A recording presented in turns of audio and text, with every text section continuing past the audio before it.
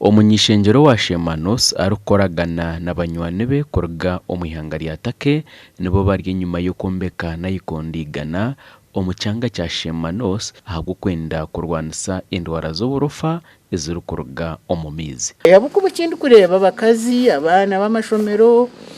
nangwa n'abasheje kubari kuza kubaho kusherera amezi kibatwarira obwire bataha ibyagana baretagarimo buyamba baretagarimo ebikere kandi agomutugomeza ubuzima gutwakubire mu myaka egi wakati wasima rebo kurengu yaza futuretera nayikondo kandi yongeze agikora bitabe shuba akuba yatwora nitwe twiza kumukora ecyakwenda cyo kureba amezi tugahereza priority naro mwanya gukubanza kugira ngo amezi gayamba amaka.